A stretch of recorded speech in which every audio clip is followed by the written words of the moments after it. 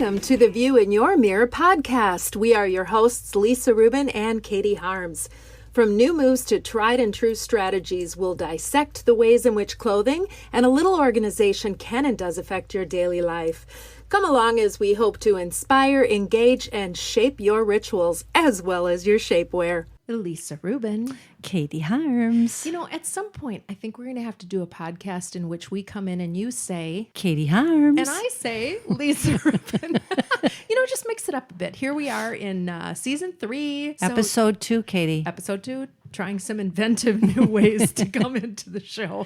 Hey, we are in Breast Cancer Awareness Month. So we're not going to talk long at the beginning because we have Dr. Terri Johnson coming on to join us. And we are going to ask a lot of questions. Both you and I have gone out and asked our friends, okay, really, is there any questions that you want asked that you really are almost embarrassed to ask? Or I think it's even more so that you go in and you meet with your doctor and you go through everything and they say, is there anything else? And you kind of go blank because you feel rushed. So this is an opportunity. Not just rushed. Sometimes you're embarrassed or you don't know if the question you're going to ask is a question that they want to answer. Good point. So we're going to ask those questions. Yes, we are. And in amongst all of that, I think, really focused on women, obviously, which we tend to do on this show. But it's been interesting, some of the things that are coming out just in the universe. I think things are changing and shifting and how people are working and where people are working and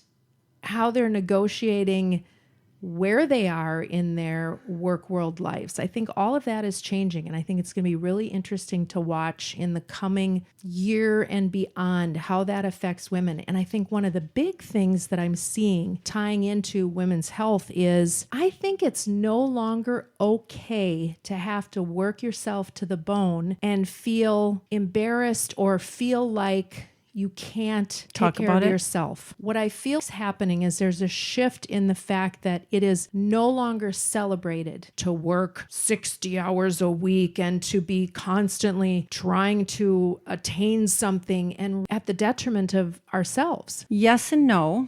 I mean, I agree with what you're saying. A lot of the clients that I am helping right now, many of them are not going back to the office, but they are working from home. They're working remotely. They are starting to travel a little bit, but they're still really exhausted and tired because some of my clients are saying to themselves, I used to be able to go home, be with my family, have dinner, put my kids to bed or whatever you're going to do, and then take some self-care time. Now people are answering emails and they're doing a lot of other things because their home is their office. So I think what you're saying is very true, but I also think a lot of the flip side is happening too. And so people are having to learn how to find balance. They had their work family and then they had their home family. And some people were very good at separating that, but now it's kind of all in one because they're really not with their work family very much. And some people are returning to that. I talked to someone today who is going to be starting in November, returning a few days a week to a large office and is very reticent about that. And I think that's interesting as well. This is a person who is an extrovert. And so it's interesting how this has changed our thinking on what we're doing. And I think that's going to be something to dial into and have more discussion with as we go on. But really, this one's devoted to our health. That kind of fits in with our health a little bit, but this is devoted purely to women's health. Yes. And we're going to start where it's most important with the girls. Let's welcome Dr. Terri Johnson. Dr. Terri Johnson, welcome to our podcast. Thank you.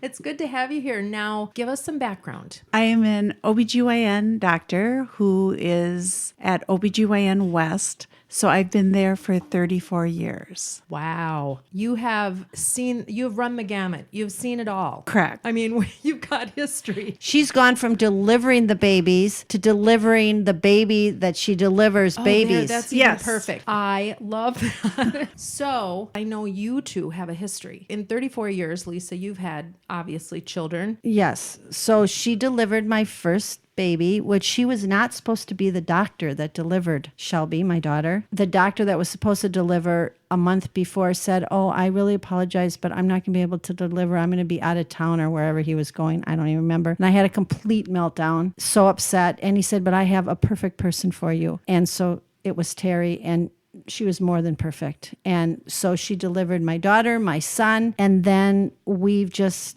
built a friendship with this too. She is also a doctor to my entire family. I think that's wonderful. Every woman in my family goes to Dr. Terri Johnson. I love that. And you probably have a very large base of people who could give me the same story. Yes. And the other thing is when you're in practice, when you first start out, for a number of years, you do the OB part, delivering babies, and you do the GYN. And as you get older, and at this time I'm off call, so now I'm not doing obstetrics. Sure. So it is the GYN, the perimenopause, and the menopause. So you basically age with your clientele. Yes. And you experience all those things with them, which makes you even more valuable, I would think. Well, I think that it is because I've experienced labor, delivery, perimenopause, menopause. Well, we have questions. So I think your daughter was the one that suggested this would be a really interesting thing to do, and especially tied to Breast Cancer Awareness Month. And so we're going to start with the girls. We're going to give them their proper discussion. And the first question is, how many people do you see that actually do breast exams, and is there a proper way to do them? I would say 50-50. The younger women don't do breast exams, and we typically start them a little bit later, and most do not know how to do them or do them correctly. All right. Well, this is going to be kind of hard because we're going to talk through how do you do it correctly? And there's another question tied to that is why don't the young women that you see do it? I think part of the reason is breast cancer is not as common, but it's still there. We still pick up younger women with breast cancer. So the time to do it would be for women still having periods would be after their menstrual cycle because their breasts aren't as swollen or tender. And some say doing it in the shower with water. They can feel things a little better. Otherwise, we'd have her lay down. And there are guides online you can look at. When you come in, you can ask about that because there's a few different ways to do it and whatever most comfortable for them to do. Okay. So if I go into the shower tonight and I'm going to put my arm over my head, yes? Correct. Then I'm going to take my opposite hand, not the one on my head, and I'm going to make small circles. You can make small circles starting at the nipple area going outward, or you can do it in quadrants going from the nipple straight out and around. Either way. Okay. Now I know there are women that have fibrous breasts. So what am I looking for? Well, and the younger you are, the more fibrous your breasts are. So you're going to feel what we would say is lumpy, bumpy areas. They would be smooth, not very tender. And I tell people not sticky. Like some cancers, not all though, are like if you take a piece of bubble gum under a sheet of paper and you push the paper down, that would be your skin. So if it's a cancer in general, but not always, it's going to be sticky and I'm not going to be able to move the skin around it. It's going to be stuck to the cancer. Interesting. That is the most helpful thing I think I've ever heard described about what you're looking for when you're looking for breast cancer. But there are breast cancers that are also like little marbles or pea-sized areas that the skin moves around, they're mobile. But in general, something that's stuck, doesn't move, hard, irregular. But anyone who has a lump or something they perceive as new from previous exams, we'd want that person to come in for a breast exam. Is there other things that women should look for that possibly not just lumps in your breast, but like a leaking nipple or other things that if something should happen that they should be more aware of and come in and see their doctor? Yes, if your nipples starts to retract or go inwards, we want to evaluate that. Nipple discharge can be clear, yellow, or milky. We would still evaluate that. What we worry more about is if it's bloody. And we also worry about different colorations of the breast. So if the skin on the outside gets a reddish pink color and the skin feels kind of firm, we would want to evaluate that also. Okay, that's very good to know. So lots of changes happen to your breasts over time, and they do a lot of hard work. So there's so many changes that happen, and your breasts go through changes throughout life. They do change because usually they're really fibrous. dense. And when you start mammograms, It's painful. not for most people. Really? So my God, mammograms are so painful for me. It feels like someone's pinching my arm as hard as they can. But just for a few seconds. Yeah, so here's my question. Is it more painful for people that have little breasts or big breasts? I would say little breasts. There was the problem. Yes, I think that, because I would say mine are painful, but not that kind of painful. Right, because they want to get all the breast tissue in. So if they're smaller, they have to do some more tugging and pulling. Yeah, there's a lot of tugging and pulling that go on with the mammogram. But when you do a mammogram and when you do them in your 40s, your breast tissue is more dense. So now new regulations are we comment, or the radiologist comments on breast density, where 5-6 years ago that was not being done. And 3D mammogram is more accurate to see through density and pick up changes in the breast. So we do recommend 3D mammograms. And then as a woman ages, typically women also put on weight. So you have a little more fatty tissue in the breast. So you have that from weight gain. Also from aging, you have decreased breast tissue or decreased fibrous tissue. So then typically by mid-50s, your breast tissue will smooth out and we'll see less density, which means it's also easier to read the mammogram. Interesting. Well, there's your problem, Lisa. It's still going to hurt because you haven't put on weight. Oh, yes, I have. Not to that extent. I think that's part of it, or also having smaller breasts. They probably don't, like, I think mine, we have to pick them up from the knees and put them up onto the little table to get smushed before and that's just the joys of having larger breasts. See what you're missing out on? Yes, I see what I'm missing out on. I do, but I'm okay with the little breasts. Well, and that's the beauty of it, isn't it? That they all serve their purpose for what they're supposed to do through our lives, but we have to keep them healthy. I want to ask you this question. There has been some people who say, I'm not getting a mammogram because of is it radiation that goes into a mammogram? Why would someone not want to get a mammogram? I think pain or discomfort from the mammogram, which is minimum, lasts for just less than 10 seconds. I think the fear of the unknown, what if it picks up something? That's the bigger one. Radiation is minimal. I liken it to flying. So if you fly a lot at high altitudes, you're getting more radiation than you are from a mammogram. Really? It's minimal. Wow. Okay. So to put that, putting it in perspective, which people don't realize. No. And it's typically once a year. Right. And we fly, hopefully, we'll get back to it, more than once a year. Hopefully. And the radiation is there because of the plane or because it's the altitude? It's the altitude. Yeah. How fascinating. Okay. Another new thing I'm learning. I'm learning so many new things here. So let's change gears for a minute because we're living through COVID and both of us having had daughters who have just had babies. What is the prevailing thought for a pregnant mother to get a COVID shot? And I know we follow a little bit into the pediatric realm as well, but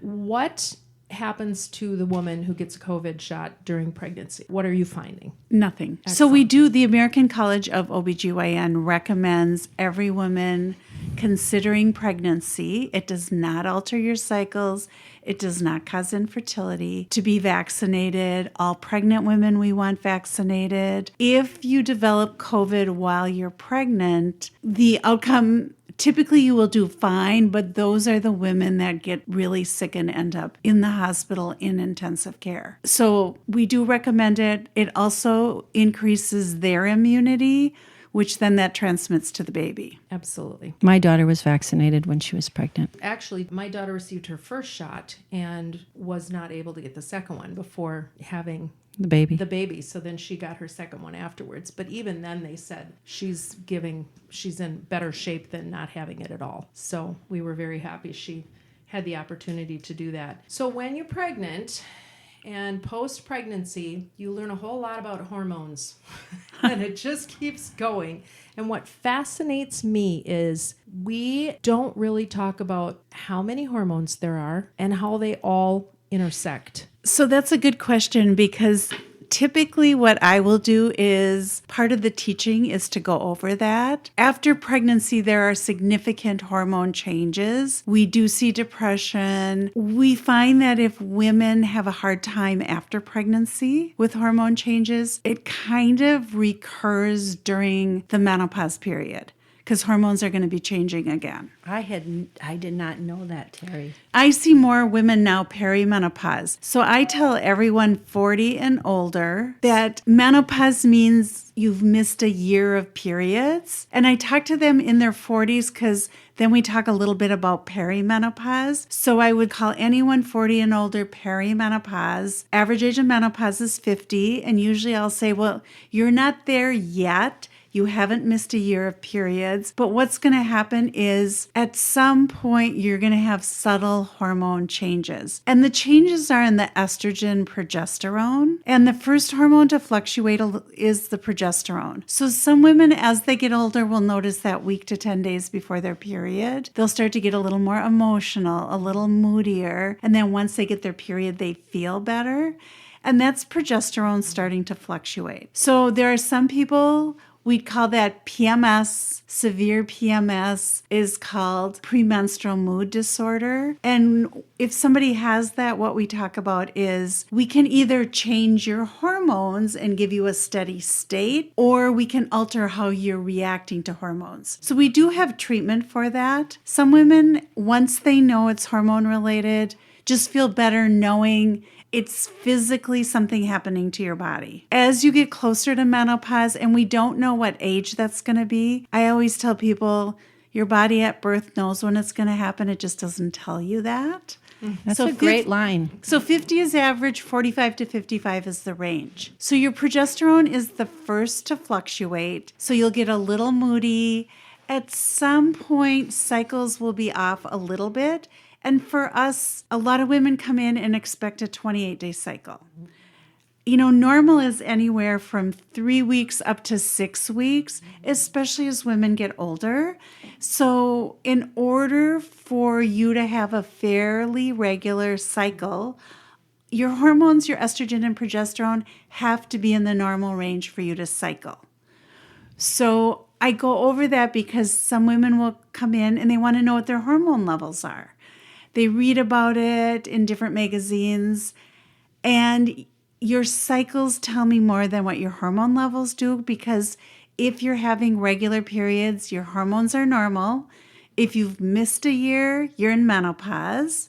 So if you haven't missed any, you're not in menopause. Perimenopause, I describe it more as not the science, it's the art. And everybody goes through that differently. So at some point you'll start missing periods, and you might miss 1 period, 2 periods. And if I checked hormone levels during that time, they're going to be abnormal. As soon as you get a period, they'll be normal. So they're going to fluctuate. So if you have a uterus and we can tell what your cycles are doing, we know what your hormones are doing. I like what you said about the fact that these are markers. If they're happening, if you're having a regular period, your hormones are okay. So whatever the ranges are of your thyroid or whatnot, chances are that's normal for you. This is what's happening. So thyroid is totally different than hormones for menopause. Okay. So thyroid controls metabolism. It does other things. And as women age, women will associate menopause with their thyroid being abnormal. And it's really the age of menopause is about the age that your thyroid naturally starts to slow down. And it slows down minimally that we can't pick it up in our tests. It's not that sensitive. We can pick up major slowdowns. That's the most common, is hypothyroid. But we can't pick up little subtle changes. So in the perimenopause, women will start to notice a little bit of weight gain, harder to take weight off. I always tell people part of it's genetics also. When you're younger, my comment is, if you're 20 and I told you you'd look like your mom or dad's side of the family, you'd look at me and go, neither. And as you get older, you see parents looking like grandparents. You're going to look like one side of the family. Whose body build do you have? And what happens as that person gets older? So some of it is the genetics with weight and distribution, what your body looks like. Wow. Okay. But that's kind of digressing because hormones, estrogen, progesterone, once progesterone starts to fluctuate more, then women will start skipping periods. And if you skip a month, I don't know if you're going to skip 6 months in a row, 1 month in a row. I do tell people if you haven't had a period and you're going on vacation, you'll get your period. So bring things with. Do you think it has anything to do with the fact that when you go on vacation, you relax? It could be, but hormonally could be relaxing, but it's just everyone assumes, well, I've missed 6 months, I'm never going to get a period. And they don't realize you have to miss 12 to say menopause. You know, the other thing that we hear is my hormones are out of balance. Well, they fluctuate. They need to be out of balance to have a cycle. In the perimenopause, with progesterone fluctuating first and starting to decrease over estrogen, some of the things we hear is, well, I'm estrogen dominant. And I would say, well, of course you are, because your progesterone is decreasing first. Then your estrogen will start to decrease so that you could miss 6 months of periods and say, boy, I hardly had a period. It was really light, because estrogen is what builds up the lining of the uterus. Sure. You know, I have got so many more questions, and I want to share a story. We're going to take a really quick break, and we'll be back. On the View in Your Mirror podcast, we love sharing our personal favorites. Rustica Bakery is high on that list, and we know you're going to agree. Rustica has 2 locations. They're original at 3224 West Lake Street in Minneapolis, across from Calhoun Commons and Whole Food Market, and Southdale Center next to Lifetime, where you'll enter without even going into the mall. Both have ample parking, either online or in-store. Bread, breakfast, dessert, treats, a menu sure to allow you to find a personal favorite in no time. Online ordering is a breeze, and curbside pickup is an option. Available in-store only are savory menu items. Think grab and go for lunch or enjoy them there. Brunch items are offered Friday through Sunday. My personal favorite is the Take and Bake cookies, available online or in-store. Truly a capstone for any get-together, and in just 15 minutes from package to plate, a memory to make. We highly suggest you always have these in your freezer. RusticaBakery.com. Find the food and drink you adore, or try something new. Rustica Bakery puts the love shown by their customers back into every item baked. At Rustica, you're among favorites. And we are back. And as usual, the conversation that we're having while we're taking our little break and our Rustica commercial is playing is some good information. And Lisa, you said it best. Say what you said just before we came back in. I said that I help clients daily now, and a lot of my clients are in their 40s and 50s, and they are struggling with this whole perimenopause, menopause thing, but they don't know it because they can't talk to any about it. They don't know it. And so, of course, I am the therapist, and they'll either burst into tears, they'll do something that is not normally them, and I'll look at them and I say, do you hate everybody? And that will get them generally to laugh or look at me weird. And they'll go, what are you talking about? I said, do you hate your husband, your best friend, your dog, your kids? Well, sometimes. I said, then you're in menopause. Because it happened to me. Like, I mean, Terri knows. I mean, I had severe panic attacks when I was going through menopause. I didn't drive for 6 months, I'll admit to that. But I knew what I was going through, and it was really hard. And we do see more anxiety, panic attacks as your hormones change. Right. And we had a conversation about going on some kind of medication for me. I wish I would have said yes. I have to tell you, I wish I would have said yes. I'll repeat that. I did not, because I think I struggled a lot longer than I could have. Because I do know people that do go on some low form of medication, and it makes a world of difference. Well, and what I tell people that are worried about going on medication is We're going to do a little study, a little trial on yourself. You know how you feel. You know how emotional you are. There are different options to try, and it doesn't commit you to anything. If one doesn't work, there's something else. But try it for 2 to 3 months, and then you decide how you feel. And if you're feeling better, you can stay on the medication. And once you miss a year of periods, that we would say is menopause. And after that, that first year after you've missed your year, you still will have, symptoms, hot flashes, night sweats, the emotional ups and downs. So if you're on a medication for anxiety, I wouldn't stop it when you miss your period for 12 months. I'd wait until you're stable, you're doing well, and you're wondering, why am I on this? Then people go off. But anxiety is a huge part. Yeah. Now, with COVID, I think that's something to flip into too. And especially with women, I think women carry a lot of the brunt of not only being out in the work world as they have been for years and years, but still being the go-to person in their home life. So you're seeing a lot more stress, a lot more anxiety. Are you seeing a lot more people who are taking advantage of a little bit of an anti-anxiety medication, something that helps them get through this? Or do they come to you? I mean, do you see them coming to you versus their internist, or? They will go, well, for menopause and perimenopause, they'll come to me. If they are unsure and have increased anxiety, and a lot of it's contributed to COVID, to all the new things going on in the world, they'll see their psychologist, they will see their internist or family doctor. But then I see women that come in, and it's more just to verify with them that, yes, there's a lot going on, but part of it is also perimenopause based on their age and what their cycles are doing. I think whoever you go see, if you are in that demographic of age, can help a lot if you can say, yep, I'm there, I'm going to go down this. Well, and it's the 5 to 7 years before you miss that year of periods that hormones can start to change, but it would be subtle. We may not be able to pick that up. But when you're skipping periods, then we can talk about, are you doing fine? I tell people, if you have hot flashes, night sweats, emotional irritability, if it doesn't alter your day, you don't need to do anything. You can be aware of it. If you're at the point that it's hard to function, then by all means, let's try some different things. And there are a few over-the-counter products we use.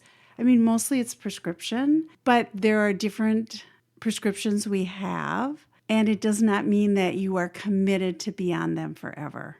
Where does the pill fall into this? So birth control pills, it's interesting because in the past, I would say young women, 80 to 90% birth control pills. So the nice thing about birth control pills, as women get into your 40s, we are giving you a steady state of hormone. So you're not going to notice a lot of the anxiety or the irritability or the cycle changes. So you will have minor or minimum symptoms. And typically you're not going to know when you go through menopause because we're overriding your hormone changes. So around age 49 or 50 is when we start checking the hormone level, the signal your head sends to your ovaries to work to know when you're in menopause to stop the pill. It'll be a little interesting going forward because in the last 2 to 3 years, younger women for birth control, cycle control, it is 80 to 90% IUDs. So the IUDs that are hormonal, the hormone doesn't alter their cycle or override their cycle at all. So they will notice the symptoms of hot flashes, night sweats, irritability. Why the shift going from 80 to 90% pill to 80 to 90% IUD? It's convenient. The IUD that does not have hormones in it, the Paragard, is good for 10 years. The 2 IUDs that have hormones in them, the Mirena is good for 7 years now. The smaller version of the Mirena, called the Kylena, is good for 5 years. So a lot of younger people want the convenience. They don't want to remember a pill. They don't want to think about it. It's put in and they have years that they don't have to worry about it. And it can come out whenever they want it to come out. So more convenience. And under Obamacare, birth control is now covered. So a Mirena IUD in the past was about $1,500 that you paid out of pocket. Now most insurances cover it. So now that it's affordable, meaning it's easy to get, you don't have to pay out of pocket. For most insurances, it's a better alternative for a lot of women. That makes sense. Not to go into a political discussion, but it is really interesting to me that women's health is very regulated in the way that it is. Correct. Let's just say that. And there were times when they thought that birth control was going to be taken away and the fact that you'd have to pay for it. Then a lot of women would do the IUD because it's like it's covered. It's good for 5 to 7 years or longer. Why wouldn't I do it now when I don't have to pay much for it if I'm going to have to pay for it in the future? And thankfully that didn't happen. That was a very good discussion. But we're going to circle back to hot flashes, night sweats, because they're the worst. So Terri, do you have any suggestions or anything you have found that can help in any way, shape, or form? You know, you see sheets now that are made, no caffeine, no sugar. Like for myself, I found that if I didn't drink red wine or have sugar before bed, I had less hot flashes. Red wine is a trigger for hot flashes. Okay, see, there we go. And I don't know with the new bed sheets. No. You know, some of the over-the-counter, there's new clothing, there's new bed sheets. I don't know how well that works. I have a client that has like this air conditioner thing that she inserted in her mattress and it keeps her cool all night, cool air. Oh. She said it works. I'm sure it does.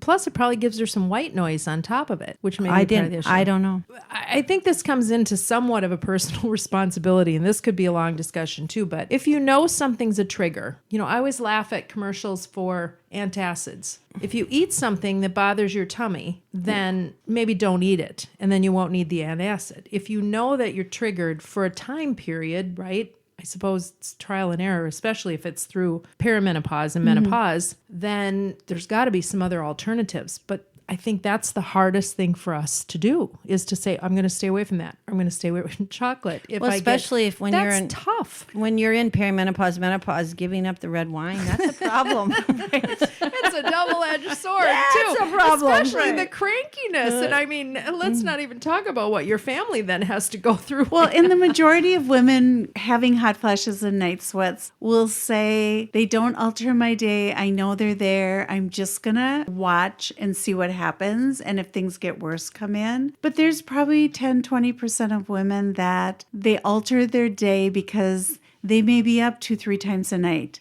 They're wet. The bed is wet from sweating and they're not sleeping well enough to function during the day. Then I'd say by all means, treatment would involve non-hormonal versus hormonal. There are a lot of things out there. And years ago, it was very rigid. You tried this medication. If it didn't work, you were done. Now it's really customized. That there are alternatives. You can try one thing. If it doesn't work, you can try something else. Are we talking hormone replacement therapy? Non-hormone or hormone replacement therapy. Okay. Because I remember when that really became a big deal. It's changing in general, and we don't have a lot of specifics out right now because COVID kind of took over. But I tell people 30 years ago, women were on hormones till they died of natural causes. Then there was a study that said if you're on hormones, you have an increased risk of stroke, heart disease, breast cancer. Most women stopped hormones. We do use hormones for symptoms if they're severe. Now they've redone the studies back 20 years ago that said the harm of hormones. They've redone those studies in Europe, which are final, and they match our preliminary studies, which in the US now the studies would say, well, we see that risk, but not as great as we thought. And we may start putting everyone back on hormones like we did 30 years ago. So the studies have kind of gone back and forth, and we're all kind of just waiting for a little bit because there's not a lot of meetings we can attend at this point. There's some Zoom meetings, but with COVID, everything shut down for a while. So we're waiting to get more information on that. But it sounds like current studies are more positive towards hormones than negative. Very interesting. I'm going to tell you, at one point, I was one of the people that really struggled with the night sweats, and which seemed like forever. And at one point, I did go and ended up on hormone therapy. And at the time, I believe I had a testosterone pellet inserted. I know, Dr. Terri is shaking her head.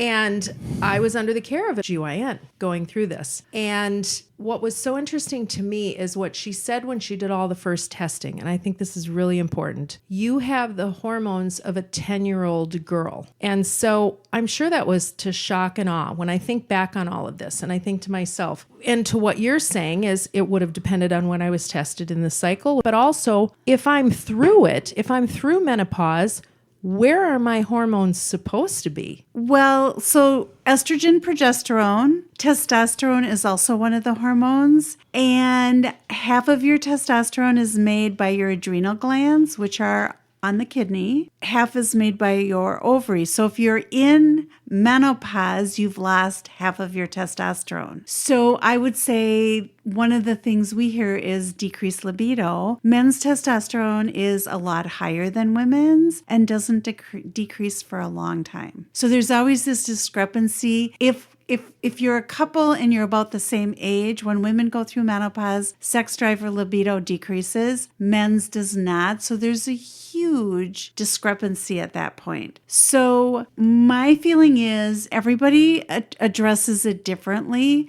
So testosterone is totally different than estrogen, progesterone. And I know if you've missed a year of periods, your testosterone is low because you've lost half of it. So if I'm going to replace you with testosterone, I don't need to know that level because I know it's low. So in relation to your question, when you're in menopause, you are not cycling anymore. You are low, and if it was going to change, you're going to have a period, and you're not. So technically, I don't need to know those levels either because that's where you're supposed to be. That's where you're supposed to be. Yep. So we can never give you enough hormones to get you back to where you were before menopause. And that's not the point. I think Right. that is not the point. At the time, I think that's what I didn't understand, or it wasn't. And you want really, that. And you need that because it goes to the point of you had people on the pill until they died of natural causes. At some point, naturally, our hormones and our bodies are supposed to shift. Correct. And in menopause, your hormones are low, and that is normal. That's the time they're not fluctuating. And we can supplement to get rid of symptoms. If we try to replace you where you were before, that's way too much hormones. And we think, well, estrogen, if we're going to give you that much, your clotting factors change. Women are more sedentary. You'd be at a higher risk for stroke or heart disease. With testosterone, and I would be the first to say I don't know much about the pellets. We don't do it, but and nor do I.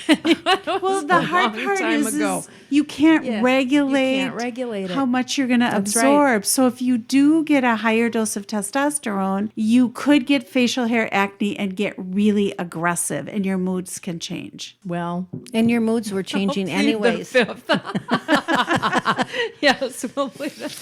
But I talk about testosterone, and all women, as you age, you will get more facial hair. It's normal. Yes. But if I'm going to do testosterone, we do a lower dose, and it's frustrating for some women because I tell them you're going to use it for a month, and in a month if things are better, we've built it up a little bit, then we're going to maintain and back off. If it's not working in a month, do not stop it. Come in and check your level because we start out low. So sometimes we just have to boost up the amount of testosterone. So I'd rather do that than overshoot and have you get a bunch of side effects. You made a very good point. This is the long game. This is not I'm going to give you a pill and you're going to feel better in a week. As with most things when you're dealing with health, it's a long game to try to figure out your optimal health. But aging gracefully is something that everybody needs to think about. I agree. And talk more about that. I've been helping women for over 35 years. So when I was younger and helping older women, and I would obviously help them, and they were going through all this, and I think, oh, that's not going to happen to me. And then it happened to me, right? But I think that if you can possibly embrace it, everybody talks about their tire that comes around their stomach, right? And I remember my internist said to me when it first started happening to me, and I said, okay, I'm getting the tire like I've seen all my clients get, and I'm getting it. I am getting it. And she said, Lisa, I think I was probably in my middle 40s. And she said, Lisa, starting in the middle 40s to late 40s, women that come in to see me, if they haven't gained 10 pounds from what they were in their 20s or 30s, I would have a different conversation with them. And I would be more concerned that they have eating disorders or other things of not eating, because our bodies are supposed to be gaining at least 10 pounds as we age. 10 pounds, what, a decade? Because then I might be right on track. And I said, I know. And now I'm getting the belly like everybody else is getting. And she explained to me exactly why that's happening, how it's happening. Of course, we're all trying new exercise routines. We're all doing different diets. Nobody wants that belly fat, right? And there are things you can do, of course. But as we age, it is a natural thing. I am not a doctor. I agree but with you totally. I have been with women for 38 years of all ages. And so for me, I think it's a little easier to digest because I help so many different women. And when women get to that point and go, I always had a flat stomach. Now look at my stomach. Oh my God, I can't wear that anymore. I can't wear this. I can't. So I continue to have the conversation that I just had with us on this podcast because it's hard for me sometimes. I mean, I put a pair of pants on and go, oh my God, I can't wear these at dinner. The button's hitting my belly button. It's going to really hurt. But you have to decide what you're going to do about that. Well, and listening to you all these years, I would say buy your pants a size up. Well, I have said that, but I mean, you can't go and eat cookies every night and go to bed at in your 50s and 60s and think you're going to wake up and you're not going to gain weight, right? Because our metabolism slows down. All of those things happen. But I always say you only have one life to live. So pick and choose what you want to do. That's good advice. So Dr. Terri, to that point, your metabolism slows down. All of that happens. You can't eat the things you maybe used to eat. Or the quantity or the amount. The quantity, right. But what about the cravings?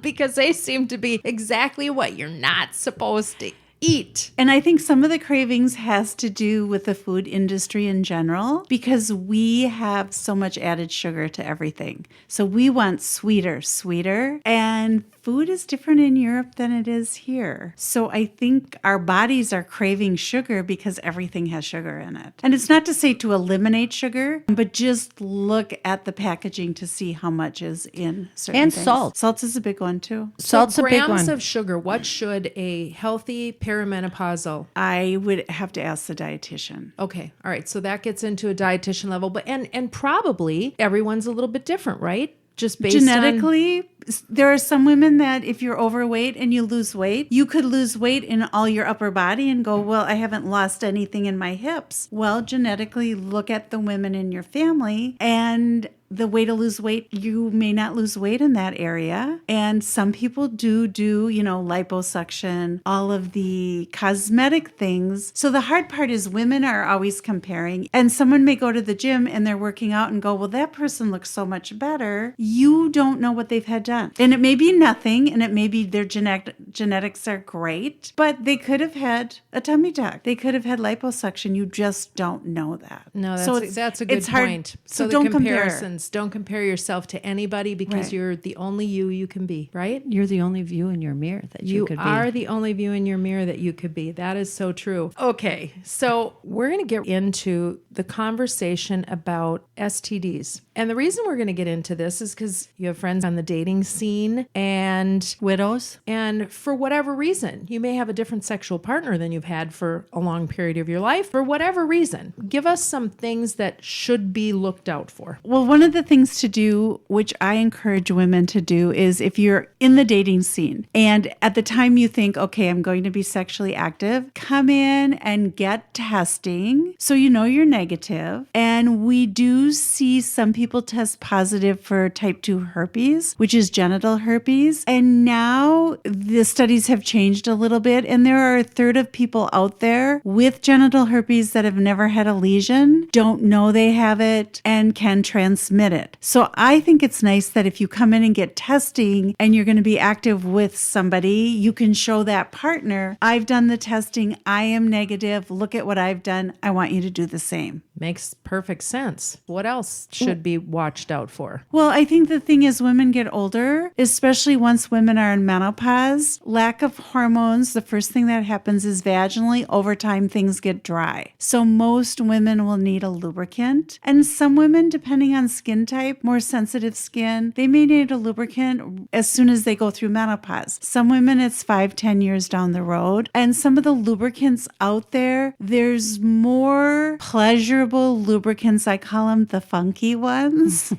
that are supposed to increase pleasure. A lot of those have menthol in them, and they're supposed to tingle in a special way, and they're going to burn in a bad way. So women in menopause, your tissue's more sensitive. So when you do the lubricant or go buy the lubricant, check on the back, because if you want to try one that looks kind of fun, make sure it doesn't have menthol in it. So standard, KY jelly, Astroglide, some of the silicone products don't have menthol. But if you thought you wanted to try one that looks a little more fun, make sure there's no menthol. Then what will happen with women just being sexually active is at some point you'll say, despite a lubricant, you're uncomfortable because vaginally you're going to lose the stretch. And that's because of lack of estrogen. And if you said, despite a lubricant, I'm uncomfortable, then we talk about products, estrogen vaginally, that it does not bump up blood levels. It acts local. And there are products for women with breast cancer who cannot have estrogen. So there are products that you can use that will help bring the stretch back. I love it. I think the takeaway is don't be afraid to go in and have that conversation. It's a whole new part of your life. Being made aware of all this is really critically important. And it's okay. It's okay to ask, and you want to be comfortable. You do. That's really, you want to be comfortable and you want to have fun. The other question is if you are in menopause and you haven't had a period for a year, do you need protection? No. So once you're in menopause, no period for a year means you're not ovulating, so you cannot get pregnant. You don't need anything for birth control. Good to know. And until that time, you do need something for birth control. Whether it's, some women have been on birth control pills. Once you're over 35, there's certain criteria for that. But there are women on birth control pills till menopause. IUD is another option. We have injections, we have arm implants, condoms. Again, a point of discussion for what works best for you. I want to take it back to a younger person, and I think this is when it starts, and sometimes it doesn't end for a really long time, post-birth and aging, leakage of urine. I tell women, if you deliver vaginally as you get older, 90% of women will leak. And what happens is if you deliver vaginally, you stretch the vaginal area out, so it's like a hernia. It's a little weaker. Over time, things will start to fall a little bit. So the bladder, where it meets the urethra, the tube to the outside, that angle falls. Things that make it worse are like poor tissue. Women that smoke, we see it more often. Overweight, you have more pressure on that. If you had a chronic cough, or if you're constipated, pushing down all the time, or you have a job where you're doing a lot of lifting, that can increase it. But we do see after delivery, we wait for 6 weeks. After that, if you cough or laugh and you leak urine, we do have physical therapy has come a long, long way. So we are more inclined to have patients go through physical therapy after delivery, after they've recovered, if they're leaking urine, just to tighten things up a little bit. That's something that's really common in Europe that we hadn't done, and now we're more aggressive with that. And for leakage of urine, after delivery, we do see it. It usually resolves because you're young, your tissue is there. Your hormones, once they come back, you're ovulating, you're having normal hormone levels. Once you are close to menopause or you've missed a year of periods, over time, lack of estrogen, that gives strength vaginally. Things will start to fall a little bit, and then we see more leakage of urine when you cough, laugh, called stress incontinence. We also see something called urge incontinence. And what happens is you may be sitting and you get the urge to go, which means your bladder has spasmed a little, and then it should relax, and you should say, yes, I can get up, I can wait, I can get to the bathroom. As you get older, what happens is your bladder will contract to say, you have to go. Then it'll spasm a little, so you'll say, I'm just sitting here and I have a drop coming out. You're leaking and you don't know it. Or if you really get up and try to get to the bathroom, you're going to drip as you get there. Some of that is caffeine related. Also, you want to empty your bladder. So your bladder is a really smart muscle. So if it's going to be full all the time, it's going to panic more often. So even if you don't have to go and say you're leaving the house, empty your bladder every few hours. And that also decreases risk of infection. Women in menopause tend to have more urinary tract infections or bladder infections because the tissue is more sensitive, more fragile. So women will notice if they have a full bladder and they can't get to the bathroom, it could trigger a bladder infection. Intercourse is another thing that could trigger a bladder infection. So that's a lot more common also in menopause. As you age. And I would hope women know this. And if they don't, we're going to talk about it now, is post-sex emptying your bladder. Yes. I tell people you don't have to jump out of bed, but within the hour, go empty your bladder to prevent bladder infections. Are episiotomies still being used regularly? I would say no, but I'd also say the one that's not being used very regularly, that used to be standard probably 30, 40 years ago, was doing an episiotomy off to the side. So you get into deeper tissue and muscle, and that takes a lot longer to recover. And if we look down there, you can actually see the scarring from that. Episiotomies now are more straight, and sometimes when you're pushing a baby out and that you can see the head, sometimes the vaginal tissue is so tight that my idea would be is if I have you push and it's really, really tight, do I kind of want it to explode and have this really jagged area to fix? Or so for an episiotomy, sometimes what we might do is with the scissors make a little cut. I'm talking like an inch at most, or a half an inch, just to get rid of that tense, tight area. So then it'll open up and it'll rip a little bit more, but it'll be more of a straighter line. Is there a risk of nerve damage? It's rare. The first 6 weeks, there's a lot of things going on with your body to get back to normal. More skin sensation damage going to the side, but there's really not big nerves going down straight from the posterior entrance to the vagina to the rectum. The nerve damage is if you tear into the rectal muscle, because then you may not have as much control with bowel movements. All right. I'm trying to think if I have follow-up questions to that. What do you got on your list? We both have these lists. I think that we've talked about everything that I wanted to talk about on my list. I want to talk about what men go through hormonally. That's a whole podcast, Katie. And that's really unfair to ask an OB. She is an OB doctor. I know. I just wanted Yes, and you know what? I don't know if they could even answer that question. All I can tell you, though, is in general, as we age, men's products are covered much better than women's products on insurance. Isn't that something? So that's an important thing to know. It is an important thing to know. Do you see that changing anytime soon? It's getting better, but it is hard because insurance may cover some Viagra. And if you're with somebody your age that needs Viagra, you need estrogen vaginal cream, because you're old enough, you may have lost the stretch. And it's getting better. Some insurances are doing a good job covering it, but sometimes it's not covered at all.